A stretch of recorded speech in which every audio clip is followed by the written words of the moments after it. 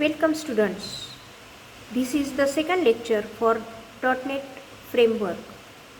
So in .NET Framework, in the last lecture, we already learned there are three technologies present. That technologies are CLR, that is Common Language Runtime. The second one is Framework Based Classes.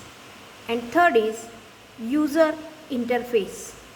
Among that, the first technology CLR we already saw about it in the last lecture. Today we learn the remaining two technologies. So the first one is framework based classes. .NET supplies a number of library procedures, a number of library base classes. That base classes we can implement very easily in our application.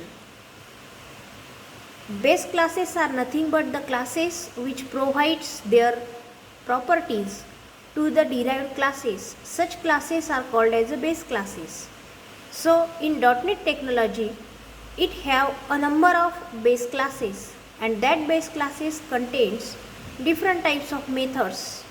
That methods, that procedures we can easily implement in our application to be built.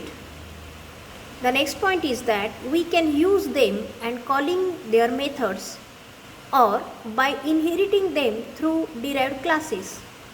As we know that .NET languages are object-oriented languages.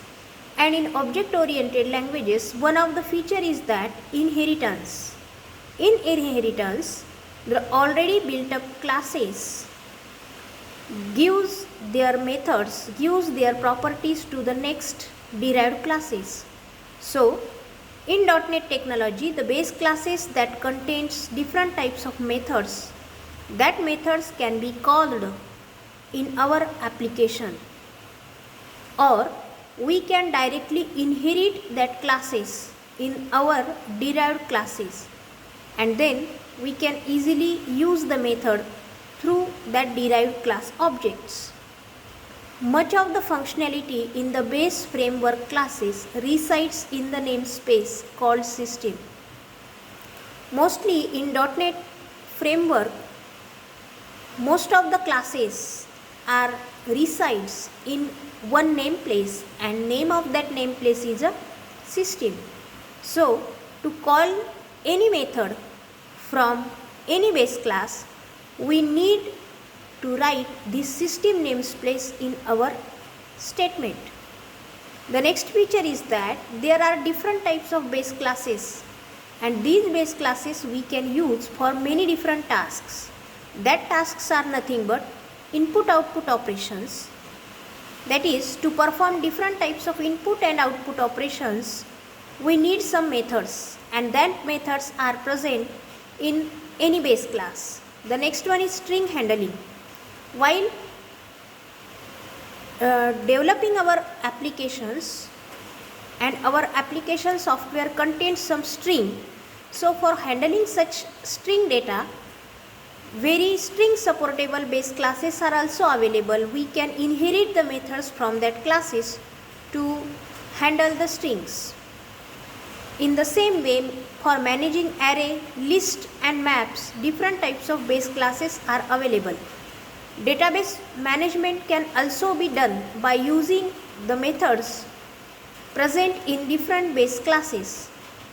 Drawing, we can also perform the drawing activity in the base classes, or in different base classes, the different types of drawing methods are available. We can access that methods to performing the drawing for our application softwares.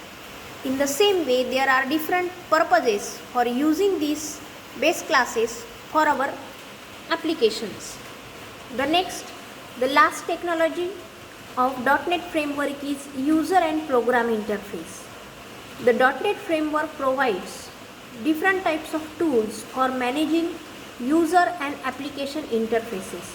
Here interface is nothing but the medium through which user can access any application.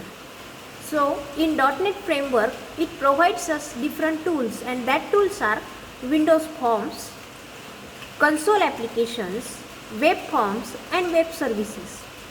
These are the 4 types of tools. These 4 tools enables the user to develop different user-friendly desktop-based as well as web-based applications. And we can use any .NET platform language to develop our software. So this is all over the information related to .NET Framework.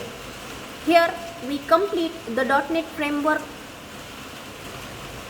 and 3 technologies of it. Thank you.